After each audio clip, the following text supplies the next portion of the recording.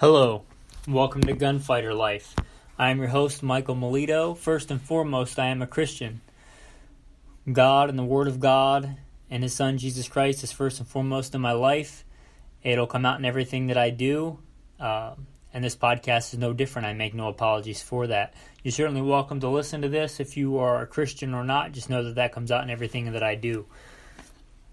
A little bit about me and why I started the podcast. I wanted to give some real-world experiences to a lot of the opinions and things around guns that a lot of people have, and that's great, but that are not really based on real-world experiences. I've been very blessed in my life to have quite a few. So I started hunting and fishing at a very early age. Some of my earliest memories are with guns and shooting. I've hunted everything from gray squirrels on the East Coast to prairie dogs on the West Coast and whitetail on the East Coast to big giant elk on the West Coast and bear and wolf and everything in between. I've been blessed to take many other things all over this beautiful country. I've been very blessed. I started my first formal shooting competition besides just shooting in the backyard, actually formal competition in 1998. I've been very blessed to win gold medals and state championships and regional championships in rifle and pistol. I've competed in everything from black powder and archery, shotgun. I've been very blessed in those disciplines as well. Everything from USPSA and Steel Challenge to IDPA and different other disciplines of shooting. I've been very blessed to win quite a few competitions, more than I can remember. I joined the Marine Corps at 17. I did 2 combat tours in the infantry, where gunfighting was the primary portion of my job as a gunfighter. By God's grace, not because I'm anything special, I got back in one piece and lived to tell about it, to share it with you. After my time in the Marine Corps, I went to work for LAPD, where again, by God's grace, I worked some of the nastiest streets in the country, both in regular and special assignments. And by God's grace, carrying a gun, made it back in one piece to tell you guys about it. I also served in the U.S. Army and the National Guard, full-time and part-time, several different MOSs, most of them combat MOSs. And I currently, there's a few other things. Been a professional firearms instructor for the FBI and other 3-letter government agencies, quite a few, for a long time. For quite a long time now. So I've done that. I've taught many classes. I've been a professional firearms instructor at some of the biggest, the biggest academies in the country, where if I said them, you'd be like, oh yeah, I know them. They're not affiliated with this podcast, so we'll leave them out. But very big professional training organizations. I've trained civilians, police, military. I was an urban warfare instructor for the Marine Corps and desert warfare instructor. Let's see what else. I won't hit everything, but I don't want to leave stuff out if it's germane to the topic today. I'm what you'd call a survivalist. I like going out in the woods and being blessed with just a Bible and a shotgun, or a Bible and a different kind of gun, and putting food on the table, as they say. I like going out in the wilderness, whether it's the Sawtooth Wilderness of Idaho or the desert, and being able to hunt and forage. I'm currently right now the commander of a tactical team. That's my full-time day-to-day job. I won't say for who or for what, but a big metropolitan area. I'm the commander of a tactical team, or response team, where gunfighting is very much our bread and butter. And I won't say who or what. They're not affiliated with this podcast. I do this on my own. I just wanted to put that out there. That's very much part of my day-to-day life. So I'm going to start a series entitled Survival Guns. I'm going to put that out there, and it's going to have to be a series. I was thinking about doing an episode this morning, but there's no way to cover survival guns in an episode. It's too big a topic. So I think today's episode will be the number one survival gun. And this, everybody's got their own thoughts and opinions and everything like that, but and I'm no different. And we all have our favorites and our biases, and I'm no different. They're shaped by hopefully real-world things, though. They're not just some theory from an armchair. They're actual real-world experiences. So I'm just going to submit that the best survival weapon all around, with no other caveats, no other, what about this scenario, what about that situation, what about this environment, just overall broad-reaching, what is the best survival firearm I'm going to say that it's a shotgun. There are several different makes and models. And I've been through this, and I literally did this thought experiment myself, and over long periods of time in development, I settled for myself, I'll just let you know up front, the Benelli M2, which is a semi-automatic 12-gauge. I have it with an 18-inch barrel with rifle sights. It's not like the super ultra tactical Ghost Ring set up with a pistol grip and everything. It's more of a hunting configuration, but it has rifle sights. And I use that all the time for everything. It often stays behind the front seat of my car for urban environments, for tactical situations, and for going out in the wilderness. It's kind of my go-to hiking in the wilderness gun.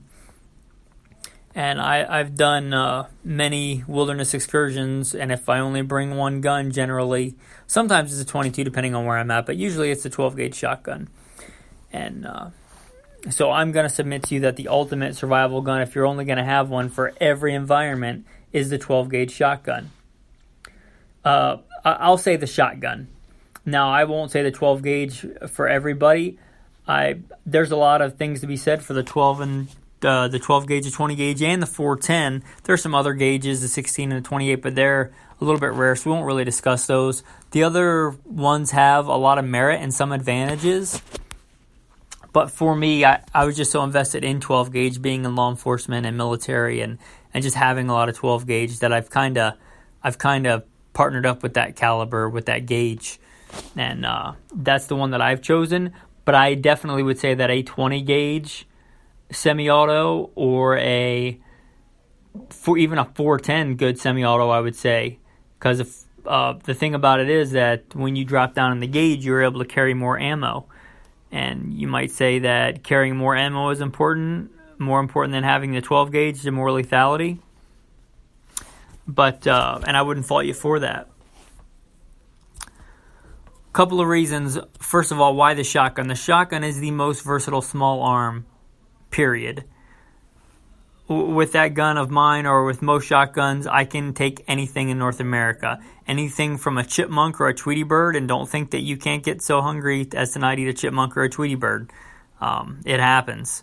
So I can take anything from a chipmunk to a Tweety bird to a big giant grizzly bear. In fact, most bear guides, that's their defensive gun to protect them from bears. The number one thing they use is a 12 gauge wood slugs. So right there, I can take anything, and some people will say it's a close range weapon, but it's like anything else. You put the time and effort in to train with it, and you get a good gun and good sights and good quality ammo and match it. I've had several Benelli shotguns that will touch slugs at 50 yards, meaning they'll put one ragged hole. They'll put the slug in the same place every single time with just plain iron sights. That's plenty accurate enough. It's plenty good enough. It's a good 100-yard, 150-yard weapon with slugs. And it is devastating. A slug is a devastating weapon, far more than most small arms. And in most survival situations, 150 yards is plenty. 100, and you could kill. The shotgun slug is deadly farther out than that. But I would say for most people, 100 to 150 yards, good practical real world accuracy, and it is devastating. It is a devastating tool and a devastating weapon. Buckshot, I know people say buckshot's only good at 20 yards, 25 yards. It really depends on you. If you get good, I'm a big fan of the Federal Flight Control. If you get good, and this is just with a straight cylinder bore, I can keep all my rounds on a silhouette at 50 yards with double up buck with flight control. So a good 50-yard weapon with buckshot, and buckshot is devastating.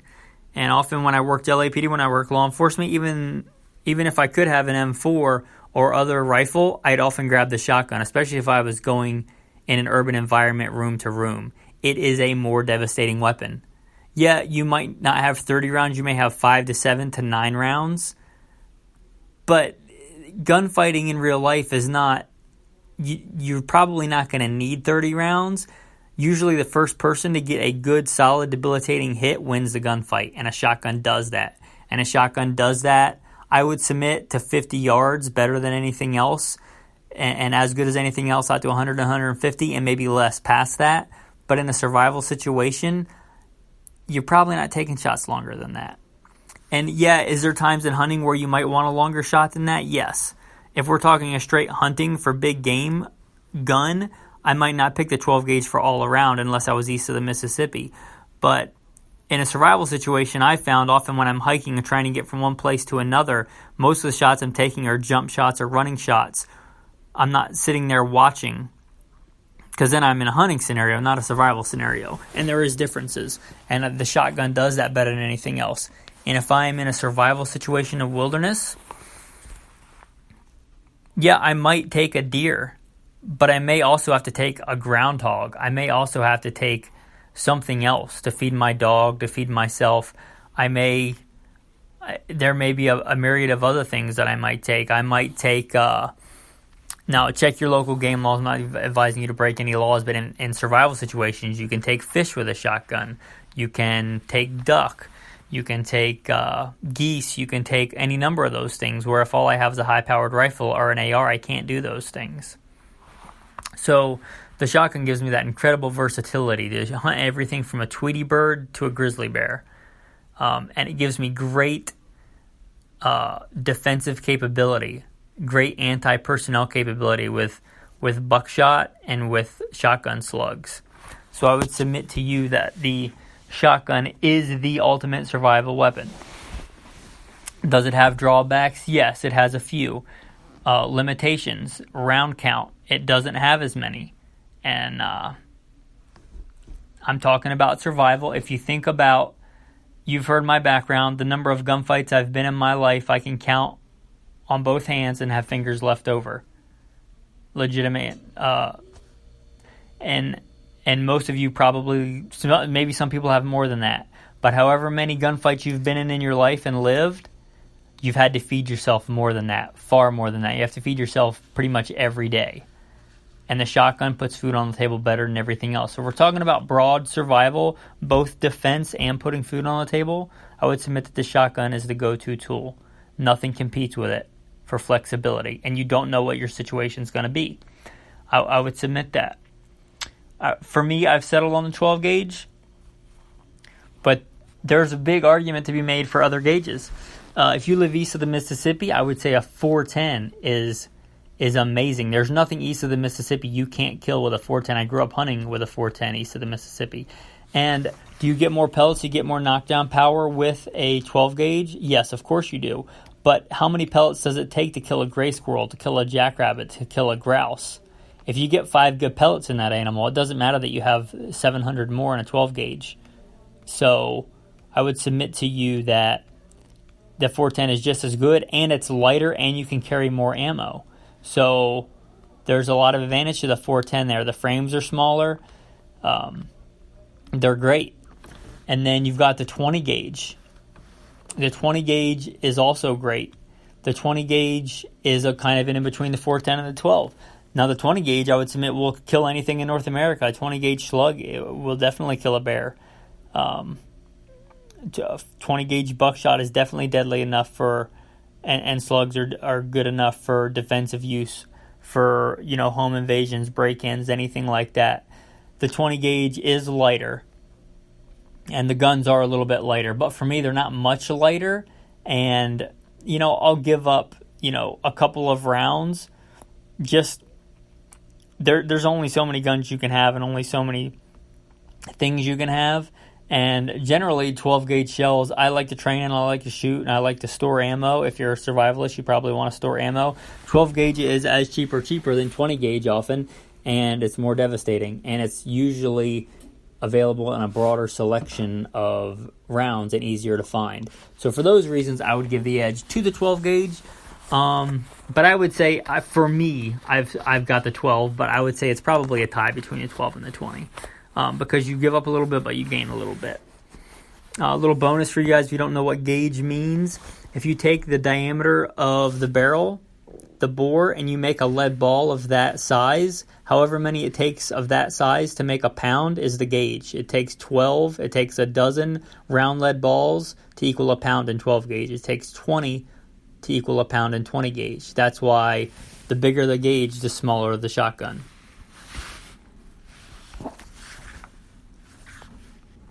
Now, for me, a lot of people are going to say the pump shotgun is the way to go. And I would say the pump shotgun is the way to go if you're on a budget. I've got a lot of training with a Remington 870. It's a great gun.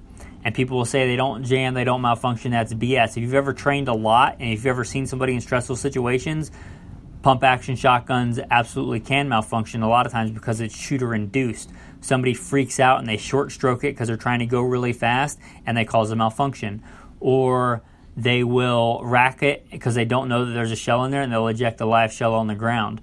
Or they'll be injured and they can't rack the shotgun with one hand. For all those reasons, for me, if you're not on a budget, the semi-auto is the way to go. I've had several Benelli shotguns, an M1 Super 90, an M2, and an M4, and they've all been as reliable or more reliable than pumps. The only reason for the pump I would submit is, I guess there's two. One would be budget. You can get a super reliable pump shotgun for $150 to $300. Very good. If you want to get that in a semi-auto, it's going to cost you $900 to $2,000. So if for me that's not really an issue because I'm going to spend what it takes to get the best tool for the job. But if you are on a budget, I'd rather have you with a pump action shotgun and 1,000 rounds that you're highly trained in than you sitting there dreaming about the Benelli shotgun that you can't afford for 4 years. So I would say that's an advantage, affordability. Another advantage is you can shoot very, very low recoil rounds, like less than lethal rounds, which in a survival situation you might, if there's riders, you may not want to kill them. You may want to shoot a rubber round or a less than lethal round. And you can cycle those with the pump where you cannot do that. The semi-auto generally won't cycle those, which is not a huge deal for me. I'll just single load them. But there are ways to do that.